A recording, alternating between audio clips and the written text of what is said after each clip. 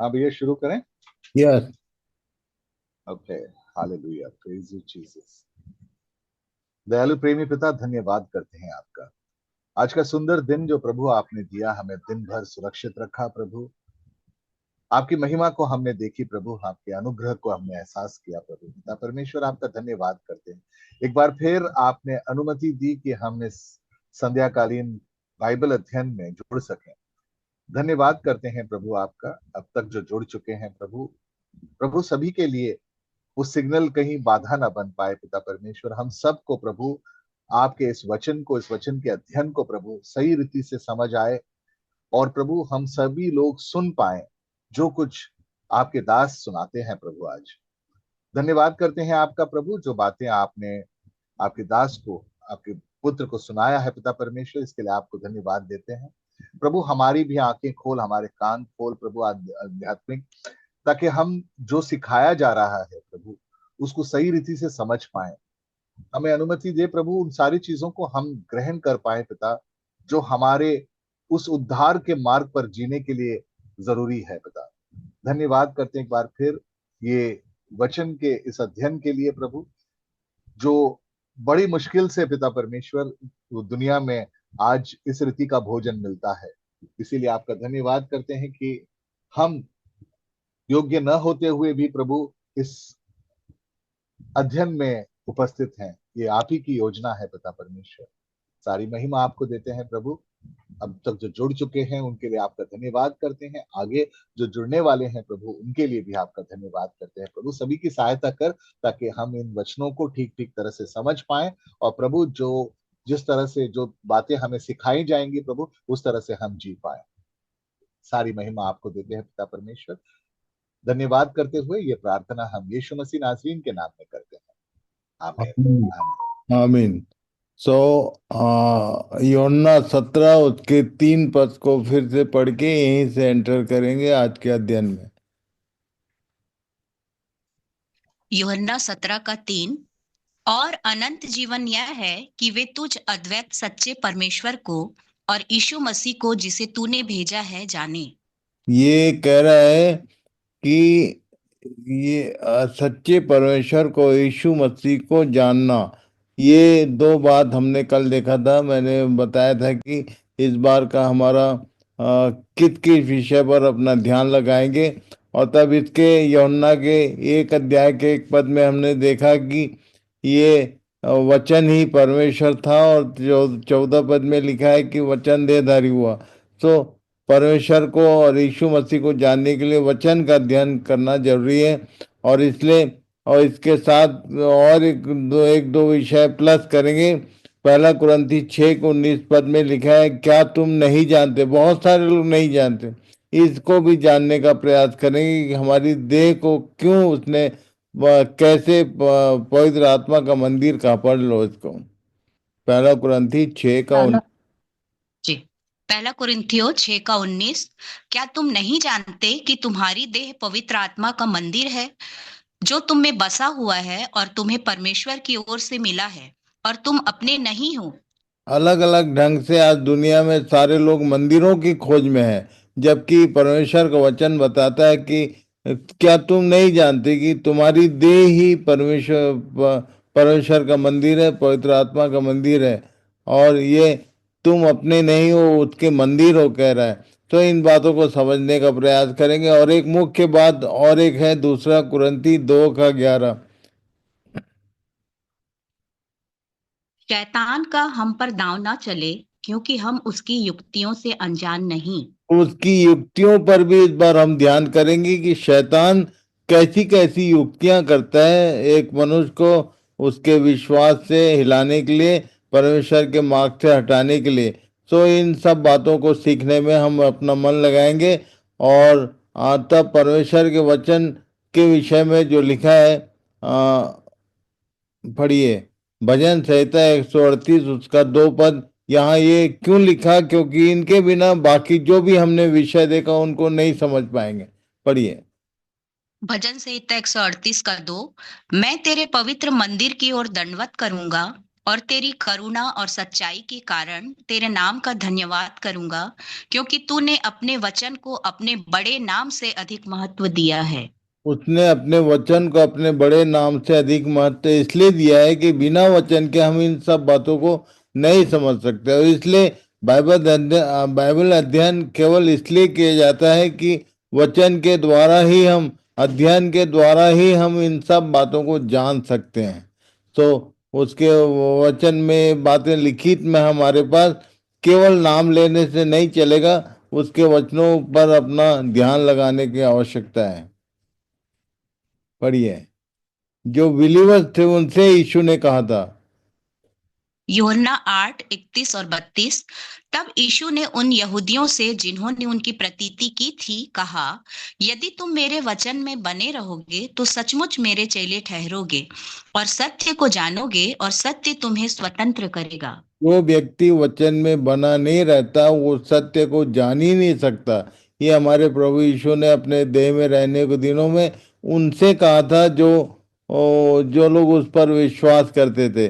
का मतलब ये है कि आज के दिन भी यदि हम विश्वास करते हैं अच्छी बात है, पर विश्वास करना पर्याप्त नहीं है। यदि हम उसके वचन में बने नहीं रहेंगे तो सत्य को कभी नहीं जान पाएंगे। और इसलिए प्रभु सहायता करे कि हम सब उसके वचन में बने रहने का प्रयास करें। उत्पत्ति 1 अध्याय में यदि हम ध्यान करेंगे, उत्पत्ति 1 अध्याय में हर दिन उसने जो भी किया उसको देखने के बाद उसने डिक्लेयर किया अच्छा है, अच्छा है। और फाइनली 1 अध्याय के अंत में दिखता है बहुत ही अच्छा लिखा। पर उसके बाद 2 अध्याय में उसने एक बात कहा। पढ़िए। उत्पत्ति 2:18। फिर यहोवा परमेश्वर ने कहा, आदम का अकेला रहना अच्छा नहीं। सब कुछ अच्छा करने वाला परमेश्वर के मुंह से एक बात निकला, एक चीज अच्छा नहीं हुआ, आदम का अकेला रहना अच्छा नहीं है। और तब उसने उसके बाद उसका उपाय किया। और तब मैंने इस बात को ध्यान करने का प्रयास किया कि कौन कौन सी बातें अच्छी नहीं है परमेश्वर की दृष्टि में। तो आगे मुझे एक और वचन मिला जो अच्छा नहीं है। पढ़िए। नीति नीति वचन 19 का हाँ ये नीति वचन 19:2। मनुष्य का ज्ञान रहित रहना अच्छा नहीं, ये और जो परमेश्वर के उतावली से शब्द हैं, जो हमारा रचने वाला परमेश्वर है, जिसने मनुष्य की रचना की। उसने मनुष्य के विषय में एक बात कह दिया, मनुष्य का ज्ञान रहित रहना अच्छा नहीं। इसलिए बहुत सारे लोगों के लिए प्रश्न चिन्ह रहता है कि क्यों अध्ययन करना चाहिए, क्या बाइबल पढ़ना पर्याप्त नहीं है, Bible reading is not enough, why study. कई लोग पूछते हैं। परमेश्वर के वचन में ये कारण है, यहाँ लिखा है मनुष्य का ज्ञान रहित रहना अच्छा नहीं। और बिना अध्ययन के ज्ञान नहीं मिलता, चाहे कोई भी ज्ञान हो अध्ययन करना पड़ता है। यहाँ लिखा मनुष्य का ज्ञान रहित रहना अच्छा नहीं। और आगे, और जो उतावली से दौड़ता है वह चूक जाता है। इसलिए मैं बहुत ही आराम से चल रहा हूँ आपके साथ। कल के दिन हम लोगों ने वो कुछ मिनट हमने अध्ययन किया। आज भी हम बहुत लंबा नहीं करेंगे, धीरे धीरे चलेंगे, पर सब बातों को समझने का प्रयास करेंगे। परमेश्वर का वचन कहता है जो उतावली से दौड़ता है वह चूक जाता है। खासकर परमेश्वर के ज्ञान के विषय में उतावली कभी नहीं करना चाहिए। ये लिखित में हमारे पास है, परमेश्वर का गाइडलाइन है उसके वचन में, मनुष्य का ज्ञान रहित रहना अच्छा नहीं। और जो उतावली से दौड़ता है वो चूंकि वो मिस करता है। जरूर आप मिस करेंगे यदि आप जल्दीबाजी में ये परमेश्वर के वचन को सीखने का प्रयास करेंगे। यशायाह 5 उसके 13 पद में एक और बात लिखी, पड़ी है। यशायाह 5:13। अज्ञानता के कारण मेरी प्रजा बंधुआई में जाती है, उसके प्रतिष्ठित पुरुष भूखों मरते और साधारण लोग प्यास से व्याकुल होते हैं। है कि प्रतिष्ठित लोग, उसकी अपनी प्रजा यदि अज्ञानता में है तो बंधुआई में जाएगी पक्का। और इसलिए हम लोग को उसकी प्रजा होकर उसके विषय के ज्ञान को प्राप्त करना आवश्यक है। और तब और इसके विषय में लिखा पहला पत्रस 2 अध्याय उसका 9 पद, पढ़िए। तुम एक चुना हुआ वंश और राजपदधारी याजकों का समाज और पवित्र लोग और परमेश्वर की निज प्रजा हो, इसलिए कि जिसने तुम्हें अंधकार में से अपनी अद्भुत ज्योति में बुलाया है उसके गुण प्रकट करो। ये बात उसने कहा कि उसने नाम दिया कि ये जो तुम जो मेरे पास आने वाले लोग हो, जो उसके उस पर विश्वास करते हैं, उनको उसने चुना हुआ वंश, राजपदधारी, याजकों का समाज, पवित्र, ये सारे पद दिए हैं। पर यहाँ होशे नबी की पुस्तक में एक बात लिखी है, पढ़िए, होशे 4 उसके 6 पद में। होशे 4:6। मेरे ज्ञान के न होने से मेरी प्रजा नाश हो गई। तूने मेरे ज्ञान को तुच्छ जाना है, हर वो इसलिए मैं तुझ व्यक्ति हर वो व्यक्ति जो परमेश्वर के ज्ञान को तुच्छ जानता है, वो विश्वास करने वाला है, परमेश्वर ने चुनकर पास आने दिया। पर परमेश्वर के ज्ञान को जो तुच्छ जानता है, उसके विषय में जो उल्टी सीधी बात करता है, उसके बारे में क्या लिखा आगे? इसलिए मैं तुझे अपना याजक रहने के अयोग्य ठहराऊंगा। नहीं, और अपना इसलिए याजक ठहराया तो है, पर उसके ज्ञान को जो तू जानता है, वो उस पद को खो देता है। इसको याद रखिए, तूने मेरे ज्ञान को तुच्छ जाना, इसलिए मैं तुझे अपना याजक रहने के अयोग्य अयोग्य ठहराऊंगा। और इसलिए कि तूने अपने परमेश्वर की व्यवस्था को तज दिया है, मैं भी तेरे लड़के वालों को तज छोड़ दूंगा। ये लिखा है कि तूने यदि परमेश्वर की व्यवस्था को छोड़ा, परमेश्वर के वो व्यवस्था बोले से, ये जो लिखित में वचन हमारे पास बाइबल के रूप में है, इसको व्यवस्था की पुस्तक कही कहा जाता है। तो जो इसको छोड़ देता है, जो इससे दूर होता है, जो इससे किसी भी कारण से बैर रखता है, उसके बाल बच्चों को परमेश्वर बोलता है कि मैं भी तेरे लड़के वालों को छोड़ दूंगा। इसलिए इस विषय को हमेशा, इसको, इन बातों को ध्यान कीजिए, और दूसरों को, जो भी आपके आसपास हो, उनको सबको समझाइए कि परमेश्वर के वचन से दूर मत भागो, चाहे कारण जो भी हो। पढ़िए उसके 6 अध्याय के 6 पद में क्या लिखा, होशे। होशे 6:6।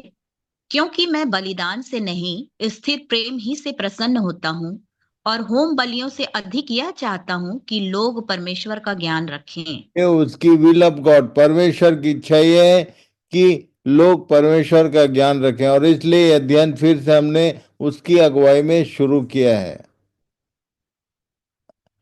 ये एक भविष्यवाणी की गई थी यिर्मयाह नबी की किताब में, जिसको इब्रानियों की पुस्तक में फिर से रिपीट किया गया। बाइबल में 2 बार ये लाइनें लिखी हैं, पढ़िए। यिर्मयाह 31:34। यहोवा की यह वाणी है कि छोटे से लेकर बड़े तक सब के सब मेरा ज्ञान रखेंगे। इब्रानियों 8:10 और 11। क्योंकि मैं उनका अधर्म क्षमा करूंगा और उनका पाप फिर स्मरण न करूंगा। तो ये बातें पहले से कही गई, अभी हमारे लिए ये बात लागू होती है कि छोटे से लेकर बड़े तक, इस बार के अध्ययन में जितने जो बच्चों से लेके वो जवान हैं, बड़े बुजुर्ग, सब के सबको प्रयास कीजिए कि सबको इस बात बताइए, छोटे से लेकर बड़े तक सबके सब मेरा ज्ञान रखेंगे। ये उसकी भविष्यवाणी पहले से उसने लिखित में हमको दिया। उसने पहले से जताया कि एक समय आएगा जब छोटे से लेकर बड़े तक सब मेरा ज्ञान रखेंगे।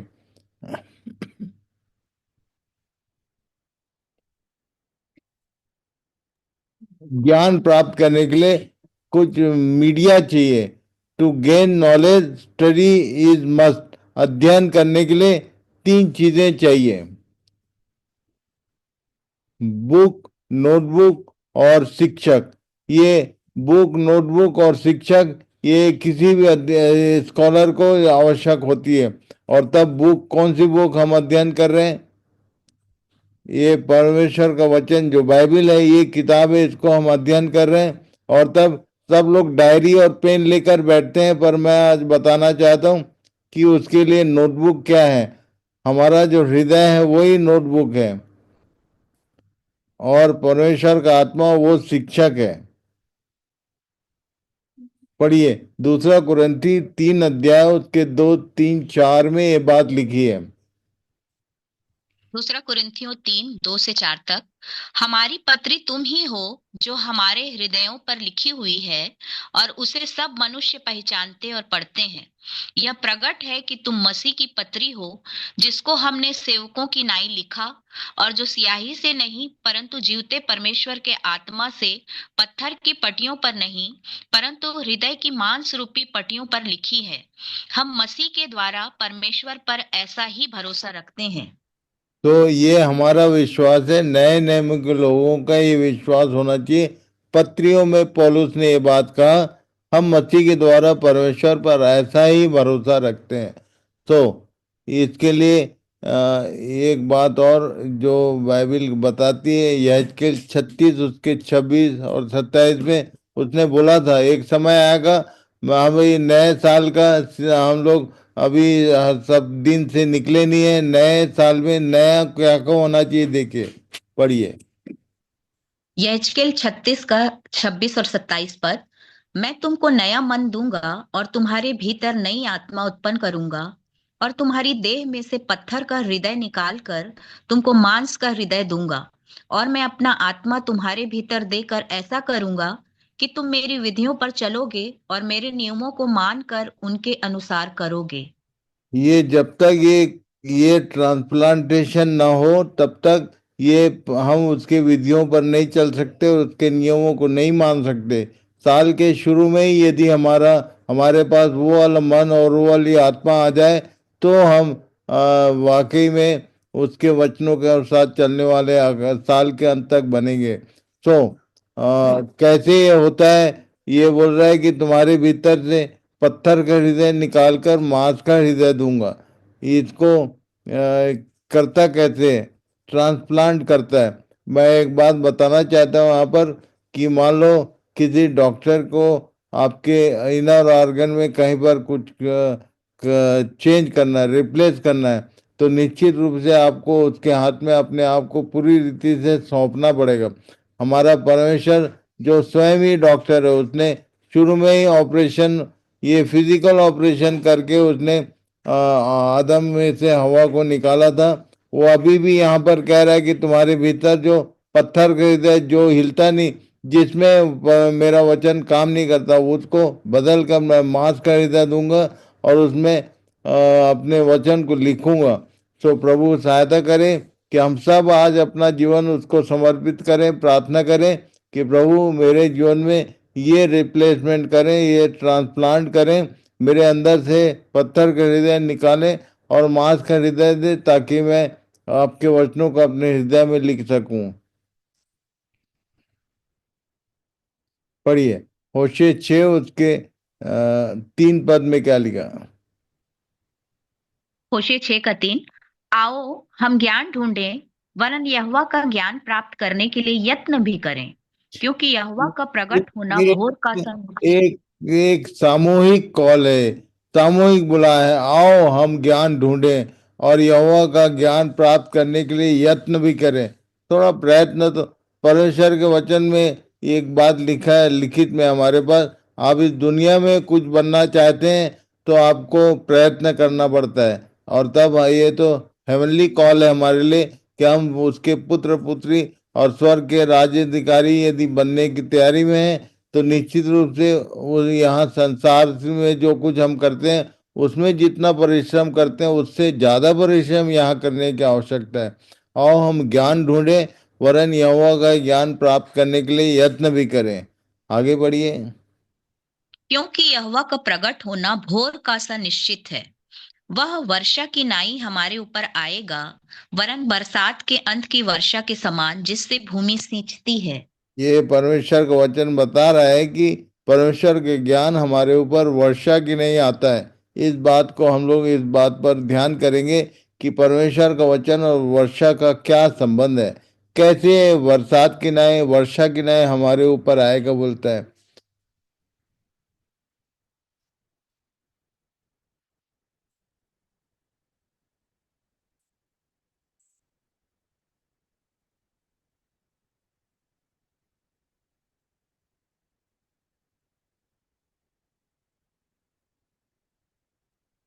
बरसात के विषय में बाइबल में लिखा है, अय्यूब की पुस्तक उसके 5 अध्याय 9 और 10 में पढ़िए। अय्यूब 5 का 9 और 10। वही पृथ्वी के ऊपर वर्षा करता और खेतों पर जल बरसाता है।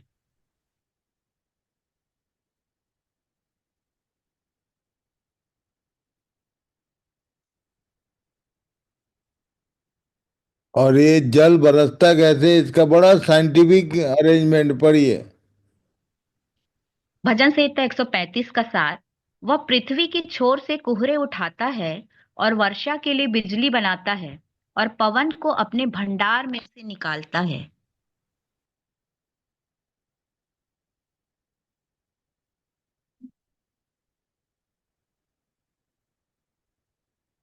पढ़िए।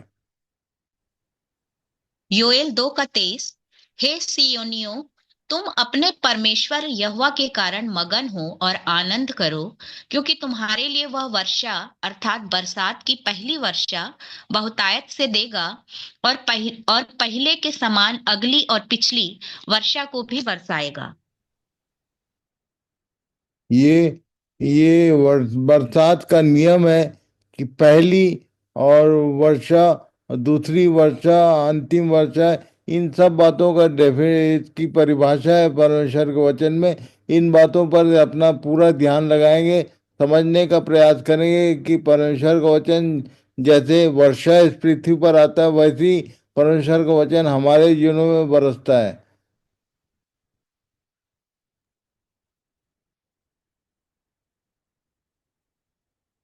रेन इन 3 स्टेप्स। ये ये मैं मटेरियल भेजूंगा, अवश्य इसको याद रखें। हिब्रू वर्ड है, उसको इंग्लिश में बोलते हैं, पहला जो है हेवी रेन, पहली वर्षा उसको बोलते हैं। देन दूसरा फॉर्मर रेन, अगली वर्षा जो है वो किसानों का बरसात बोलते हैं। और तीसरा है लेटर रेन, अंतिम या पिछली वर्षा। ये इसका कॉन्सेप्ट क्या है, इसको देखेंगे हम लोग।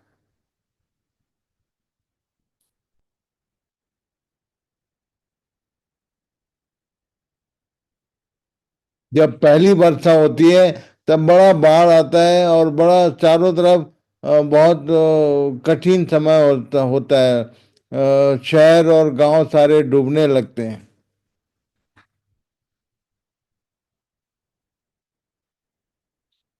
और जब फॉर्मर रेन, पहली वर्षा के बाद जब फॉर्मर रेन आता है, झड़ी लगती है। और तब हफ्ता भर या 10 दिन 15 दिन तक सूर्य दिखाई नहीं देता, पानी एक पर्टिकुलर स्पीड में गिरते रहता है, लोग परेशान हो जाते हैं। पर इसी को फॉर्मर रेन बोला। इसी से भूमि जो है वो सींचती है और खेती के लायक तैयार होती है। इन सब बातों का हमारे जीवन से सीधा संबंध है, हम लोग देखेंगे आगे। और तब अंतिम या पिछली वर्षा, जब खेती में जब बीज लगते हैं, उस समय उसके पकने के पहले उसको फिर से पानी चाहिए रहता है। ये बड़ा सिस्टमेटिक अरेंजमेंट परमेश्वर का किया हुआ है। और तब मेरे सामने एक प्रश्न था कि जब परमेश्वर वर्षा करता है तो उसके कारण से हानि क्यों होती है, नुकसान क्यों होता है, क्यों क्यों डैमेज होता है चारों तरफ, उसका कारण देखेंगे। व्यवस्था विवरण 32 उसका 1 और 2 पद पढ़िए। हे आकाश, कान लगा कि मैं बोलूं, और हे पृथ्वी, मेरे मुंह की बातें सुन। मेरा उपदेश मेघ की नाई बरसेगा का और मेरी उपदेश बात में कि नहीं, 3 तरह से में आता है, वर्षा होती है, बिल्कुल वैसे ही परमेश्वर का वचन भी बरसता है। पढ़िए। और मेरी बातें ओस की नाई टपकेंगी, जैसे कि हरी घास पर झीसी और पौधों पर झाड़ियां। झड़ियाँ, झड़ियाँ पड़ती है, झड़ियां। हाँ, नाइट झड़ियां। में बरसता है, ओस टपकता है, और हरी घास पर झींसी और झड़ियाँ। सो ये सब जो वर्ड्स हैं, ये प्रैक्टिकली जो खासकर विलेजेस है, किसान लोग अच्छे से समझते हैं इन बातों को। कि जब शुरू में बरसता है, बहुत तेज बारिश होती है, वो ऊपर ऊपर से बह के चला जाता है, खेत के किसी काम का नहीं होता। क्यों इन बातों को ध्यान करने की आवश्यकता है, क्योंकि परमेश्वर के वचन में बहुत सारी बातें हैं। देखिए यशायाह 34 का 16 पढ़िए। यहोवा की पुस्तक से ढूंढ कर पढ़ो, इनमें से एक भी बात बिना पूरा हुए न रहेगी, कोई बिना जोड़ा न रहेगा, क्योंकि मैंने अपने मुंह से यह आज्ञा दी है और उसी की आत्मा ने इन्हें उन्हें इकट्ठा किया है। तो परमेश्वर का आत्मा ही है जो परमेश्वर की बातों को कनेक्टिविटी बनाता है, और उसके जुड़ने से जब वर्सेस जुड़ते हैं तो उसकी बातें समझ में आती है।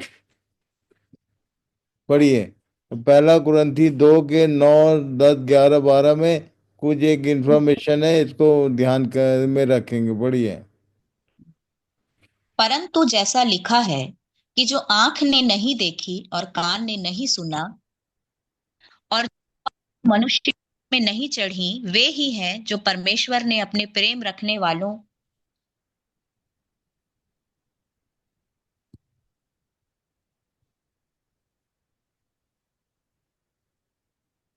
यहाँ पर 11 पद में लिखा है, मनुष्यों में से कौन किसी मनुष्य की बातें जानता है? केवल मनुष्य की आत्मा जो उसमें है। जो उसमें है, हाँ। वैसे ही परमेश्वर की बातें भी कोई नहीं जानता, केवल परमेश्वर का आत्मा। परंतु हमने संसार की आत्मा नहीं, परंतु वह आत्मा पाया है जो परमेश्वर की ओर से है, कि हम उन बातों को जाने जो परमेश्वर ने हमें दी हैं, जिनको हम मनुष्यों के ज्ञान की सिखाई हुई बातों में नहीं, परंतु आत्मा की सिखाई हुई बातों में आत्मिक बातें आत्मिक बातों से मिला मिला कर सुनाते हैं। ये आत्मिक बातें आत्मिक बातों से मिला मिलाकर सुनाने का काम उसके आत्मा का ही है। वही आत्मिक बातों को आत्मिक बातों से जोड़ता है, और इसलिए कोई बिना जोड़ा ना रहेगा। हमने इसके पहले पढ़ा। तो यदि परमेश्वर की बातों को ठीक ठीक समझना है तो दो चीजों से बचना है। यहाँ पर 3 आत्माओं का वर्णन है। अपनी अपनी बाइबल में आप नोट कर सकते हैं या अंडरलाइन कर लीजिए। 11 पद में लिखा है, कौन किसी मनुष्य की आत्मा बातें जानता है? केवल मनुष्य की आत्मा जो उसमें है। मनुष्य की आत्मा से ग्रसित व्यक्ति केवल मनुष्यों की बात करता है, केवल ये बोलता है वो फलाना ऐसा है, ठिकाना ऐसा है, ये ऐसा वो ऐसा, बस यही करता रहेगा दिन भर। उसका मनुष्य की आत्मा से ग्रसित व्यक्ति के अंदर ये बातें चलती रहती। यही पहचान है कि वो हमेशा मनुष्यों की बात करेगा। परमेश्वर की बात का आत्मा जो रहेगा वो परमेश्वर की बातें करता है। परमेश्वर की बातें अर्थात परमेश्वर ने क्या किया है, क्या करने वाला है, क्या कर रहा है अभी, ये सारी बातें परमेश्वर का आत्मा बताता है। और तब तीसरा जो है संसार की आत्मा। संसार की आत्मा से ग्रसित व्यक्ति संसार की चीजों के विषय में ध्यान में मगन रहता है। केवल उसको घर, गाड़ी, घोड़ा, कपड़ा यही दिखाई देता है, संसार की आत्मा। सो परमेश्वर का आत्मा हमें काम करे, इसके लिए 2 आत्माओं को डिनाई करें। आप लोग सब मनुष्यों के विषय में ध्यान न करें, संसार के विषय में अपने मन को न लगाएं, पर परमेश्वर की बातों में हमारा मन लगा रहे, इसके लिए प्रार्थना करें। परमेश्वर के आत्मा की अधीनता में अपने आप को सौंपें। सो प्रभु इन सब बातों में हमारी सहायता करे। यदि मनुष्य की आत्मा और संसार की आत्मा में आप मगन रहेंगे तो परमेश्वर की आत्मा की आवाज कभी नहीं सुनेंगे, और उसकी बातें वे बातें जो हमारे मनुष्य की चित्त में कभी नहीं चढ़ी, जो हमने कभी न देखा न सुना, वो बातें परमेश्वर हमको बताना चाहता है। और लिखा है, जो परमेश्वर ने अपने प्रेम रखने वालों के लिए तैयार किया, जिनका मन उसकी ओर लगा हुआ है, जो अपने जीवन में परमेश्वर के प्रति प्रेम रखते हैं, उनको परमेश्वर अपने आत्मा के द्वारा इन सब बातों को प्रकट करता है।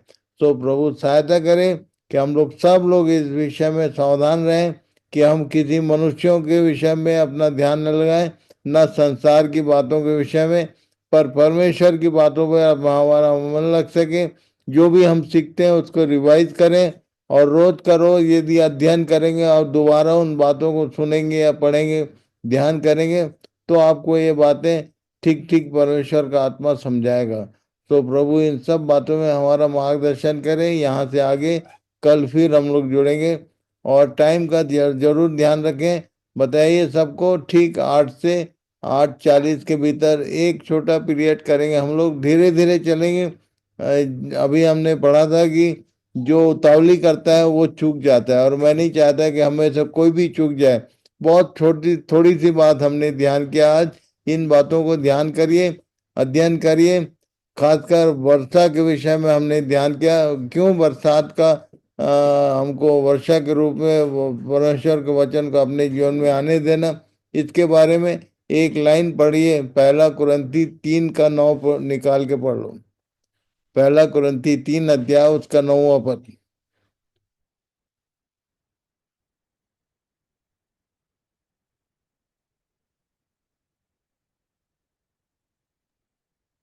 पहला कुरिन्थियों 3:9। क्योंकि हम परमेश्वर के सहकर्मी हैं, तुम परमेश्वर की खेती और परमेश्वर की रचना हो। इसने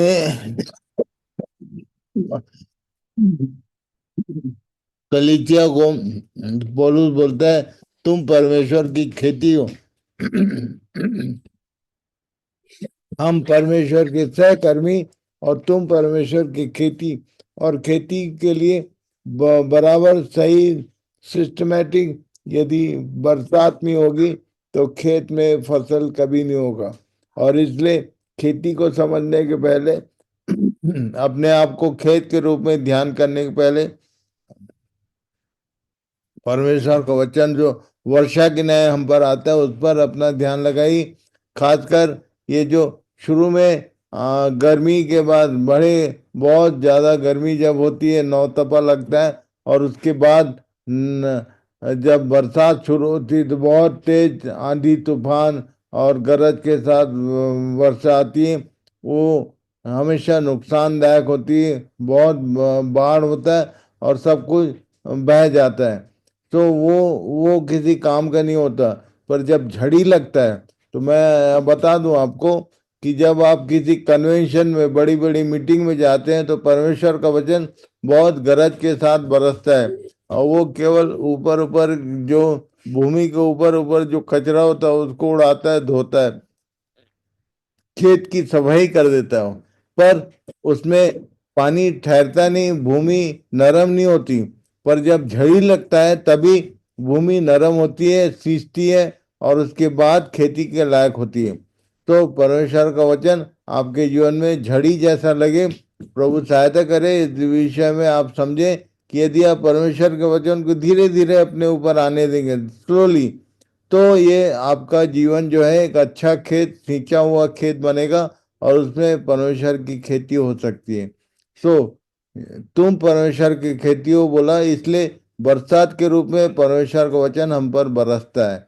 और इसलिए ये जो मीटिंगें होती हैं, कोई भी सभा, चाहे मेरी हो चाहे किसी और की, ये गरज के साथ छींटे पड़ते हैं, और जो बहुत काम का नहीं होता। आपको ये ध्यान रखिए कि यदि आप कंटिन्यू परमेश्वर के वचन को झड़ी के रूप में अपने ऊपर आने देंगे, तभी आपका जीवन में खेत, अच्छा खेत बनेगा और उसमें फसल लगेगा। तो प्रभु सबकी सहायता करे इन बातों को समझने में, ये प्रभु प्रभु ही सहायता करे। तो फिर से हम लोग प्रार्थना के साथ आज आज की अध्ययन को यही विराम देंगे। और रेचल तो प्रार्थना कर दो। जी। धन्यवाद धन्यवाद धन्यवाद देते हैं अनुग्रहकारी दयालु सामर्थ्य सर्वशक्तिमान पिताजी।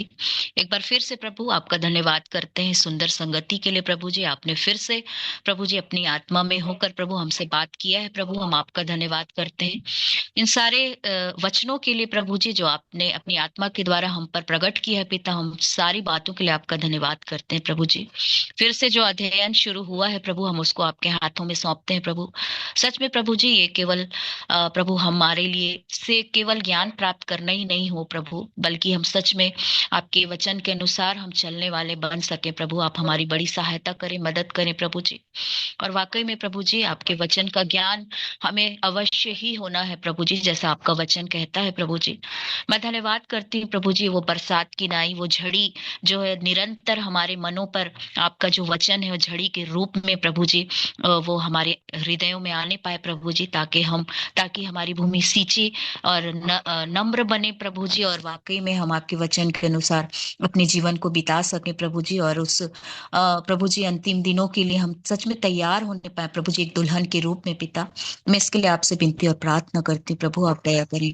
धन्यवाद देती हूँ प्रभु जी शिखर मामू के लिए कि आपने फिर से प्रभु जी उन्हें हमारे लिए प्रभु जी तैयार किया प्रभु, और आपने अपनी आत्मा की अगुवाई से प्रभु जी अपने वचनों को उनके द्वारा बोला है प्रभु। हम इसके लिए आपका धन्यवाद करते हैं। सचमुच प्रभु जी आपकी जो वचन है प्रभु, हम सच में जीवित पत्री बनने पाए प्रभु जी, ताकि लोग उठते बैठते चलते फिरते प्रभु जी हमको पढ़ सके मेरे पिता, और सच में केवल हम नहीं बल्कि दूसरे भी आशीषित होने पाए प्रभु। हम विनती और प्रार्थना करते हैं, आपका धन्यवाद करते हैं हर एक बातों के लिए। और प्रभु जी और भी लोग प्रभु इन वचनों से आशीषित होने पाए प्रभु, मैं उनके लिए प्रार्थना करती हूँ जो यहाँ पिता इस संगति में उपस्थित हुए हैं प्रभु जी, जो जुड़े हुए हैं प्रभु। एक एक के लिए मैं आपकी आशीष की प्रभु जी आपकी आशीषों को मांगती हूँ प्रभु जी, आत्मिक आशीषों को प्रभु जी। और वाकई में प्रभु जी हमारे अंदर मनुष्य की आत्मा नहीं, संसार की आत्मा नहीं, बल्कि परमेश्वर का आत्मा हमारे अंदर काम करने पाए प्रभु। सच में हम इसके लिए आपसे विनती और प्रार्थना करते हैं प्रभु जी। निरंतर हम आपके वचनों में आपकी इच्छा के अनुसार पवित्र आत्मा की अगुवाई में हम निरंतर उस पवित्र आत्मा की सहायता से प्रभु जी आपके अनंत जीवन के मार्ग में हम बढ़ते चले जाएं प्रभु। मैं इसके लिए प्रार्थना करती हूँ। सारी महिमा, सारा आदर, सारा जलाल आपको देती हूँ। और प्रभु शिखर मामू को फिर से आपके धर्म हाथों में समर्पित करते हैं प्रभु, उनके स्वास्थ्य को, और उनको प्रभु जी आप संभालें प्रभु जी, और आपके बड़े नाम की महिमा उनके जीवन से होती रहे प्रभु जी। सारी बातों के लिए आपके हृदय से धन्यवाद करती हूँ, और इस विनती को बड़े धन्यवाद के साथ आपके प्रिय बेटे हम सब के उद्धारकर्ता मुक्तिदाता प्रभु यीशु के नाम से मांगती हूँ, सुनिए और ग्रहण कीजिए। आमीन आमीन। God bless you all. Thank you very much for participation. एक बार फिर से प्रभु सबको आशीष दे। Thank you very much. God bless you all. कल फिर से टाइम से फिर जुड़ेंगे 8 बजे। Shalom Dadu. Shalom, Dadu. Shalom all. Shalom. Shalom, Dadu. Shalom all. God.